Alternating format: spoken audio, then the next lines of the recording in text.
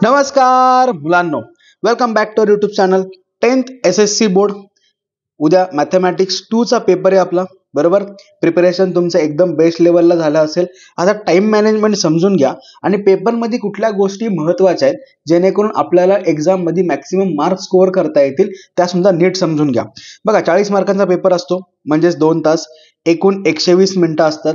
थोडासा timing 30 minutes 30 minutes 30 minutes आणि 30 minutes अशा 4 पार्ट मध्ये डिवाइड केलंय आणि त्या 4 पार्ट मध्येच काही क्वेश्चन पण डिवाइड केलेत, जसं की पहिल्या 30 मिनिट मध्ये क्वेश्चन नंबर 1 आणि 2, दुसऱ्या 30 मिनिट मध्ये क्वेश्चन नंबर 3, तिसऱ्या 30 मिनिट मध्ये क्वेश्चन नंबर 4, चौथ्या 30 मिनिट मध्ये क्वेश्चन नंबर 5।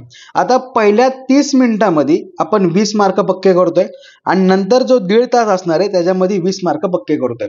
आता असं का केलंय? कारण हे क्वेश्चन हे खूप जास्त इम्पॉर्टंट आहेत, ह्यांचा आन्सर पण मोठं राहणार आहे आणि या ठिकाणी सगळ्यात इम्पॉर्टंट गोष्ट असणार आहे तर क्वेश्चन सिलेक्शन।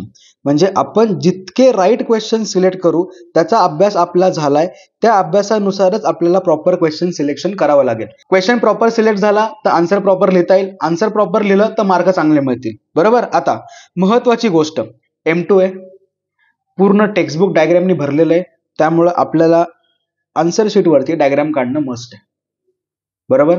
प्रत्येक क्वेश्चनला ज्या ठिकाणी शक्य आहे, म्हणजेच 2 मार्क पासून पुढे तर तुम्ही डायग्राम काढणं मस्टच आहे, पण एखादा क्वेश्चन असेल जिथे डायग्राम पॉसिबल नाही होणार तिथे नका काढू, पण मॅक्सिमम क्वेश्चनला डायग्राम काढायचा नक्की प्रयत्न करा। आता पहिली 30 मिनिटं 11 ते 11:30 पर्यंत क्वेश्चन नंबर 1 चे MCQ 1 मार्कचे क्वेश्चन असे झाले 8 मार्क।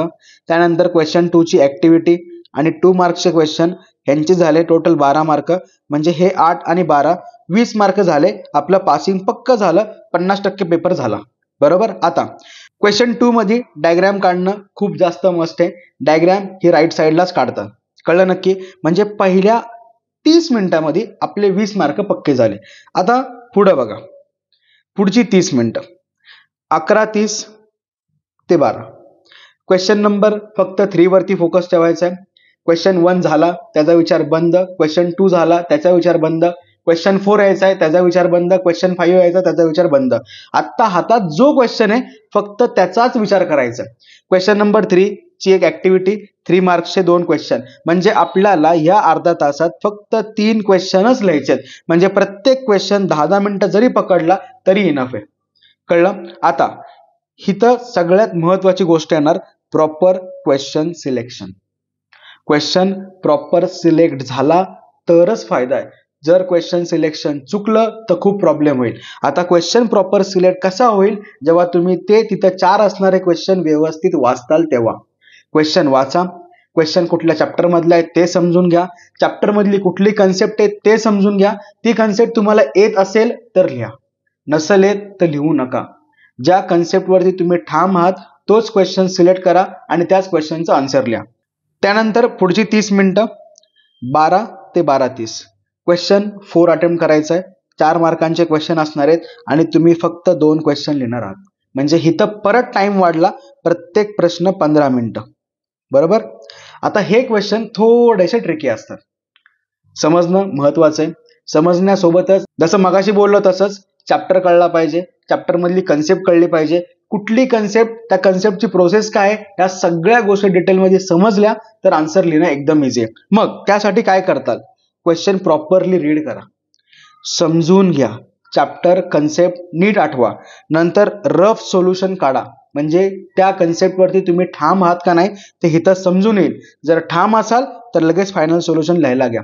बघा, 15 मिनिटं आहेत एका प्रश्नाला, ही प्रोसेस करायला 5 मिनिटं जरी लागली ना तरी 10 मिनिटात आन्सर सहज लिहून होतं आणि जे 10 मिनिटात तुम्ही आन्सर लिहिणार ते 100% शुअर असणार, कळलं नक्की? समजलं? त्यामुळं क्वेश्चन सिलेक्शन हे महत्वाचं आहे। त्यानंतर शेवटची 30 मिनिटं काय करायचंय? 12:30 पासून 1 पर्यंत बघा, पेंडिंग पेपर जर मागचा काय राहिला असेल, MCQ राहिलाय, 1 मार्कचा क्वेश्चन राहिलाय, 2 मार्कची एखादी ऍक्टिव्हिटी राहिली तर ते व्यवस्थित करून घ्या। नंतर क्वेश्चन 5 मध्ये 2 क्वेश्चन असणार आहेत, रीड करा। इथं सुद्धा तेच प्रोसेस, सुरुवातीला रीड करा, समजून घ्या, चॅप्टर समजून घ्या, चॅप्टर मधल्या कुठल्या कन्सेप्ट लागणार आहेत त्या समजून घ्या, त्या कन्सेप्ट तुमच्या पक्क्या आहेत का नाही ते विचार करा आणि नंतरच तो क्वेश्चन सिलेक्ट करा.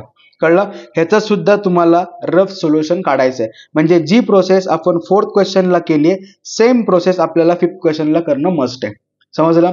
आता नीट जर बघितलं तर शेवटच्या 1 तासामध्ये तुम्ही हिथले 2 प्रश्न आणि हिथला 1 प्रश्न, बरोबर, 3च प्रश्न सॉल्व्ह करताय. 3 प्रश्न 1 तास.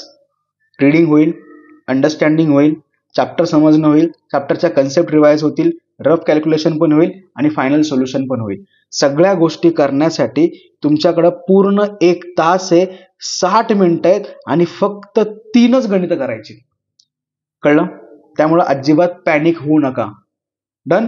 आता कुठल्या गोष्टी महत्वाच्या आहेत त्याही बघा, जेणेकरून आपण मॅक्सिमम मार्क स्कोअर करू शकतो. Question number 2, question number 3, question number 4 आणि क्वेश्चन नंबर 5 यांना given, to find, to prove, solution, proof या गोष्टी लिहिणं मॅन्डेटरी आहे. म्हणजे प्रॉपर आन्सर असेलच पाहिजे. डायग्राम यांना मस्ट आहे. आन्सरला शेवटी बॉक्स करा, म्हणजे जे प्रूव्ह दॅट सांगितलं होतं किंवा जी व्हॅल्यू काढायला सांगितली होती किंवा एखादं स्टेटमेंट असेल त्या स्टेटमेंटला बॉक्स करत राहा, म्हणजे आन्सर हायलाइट होऊन जाईल. त्यानंतर क्वेश्चन 4, क्वेश्चन 5 आणि क्वेश्चन 3 बेस्ट क्वेश्चन सिलेक्शन, जे मागासपासून बोलतोय. कम्प्लीट सोल्युशन लिहा, एकही स्टेप मिस करू नका.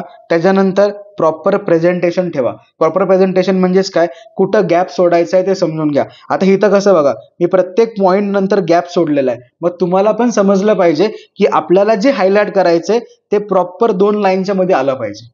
कळलं? खाडाखोड कमी ठेवा. त्याच्यानंतर रफ वर्क करणं महत्वाचं आहे. जेवढं रफ वर्क तुम्ही करून ठेवताल तेवढं ऍक्च्युअल सोल्युशन एकदम नीट आणि लेबल येईल. समजलं?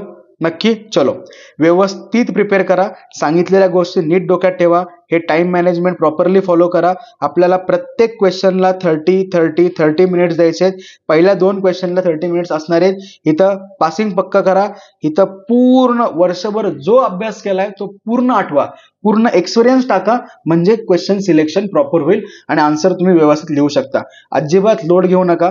पेपर हा इझीच राहतो, फक्त विचारण्याची पद्धत थोडीशी वेगळी असते. एकदा का ती मेथड तुम्हाला क्रॅक झाली ना की तुम्ही आउट ऑफ मार्क सहज आणू शकता. कळलं? चलो, व्यवस्थित पेपर लिहा. All the best. Bye bye.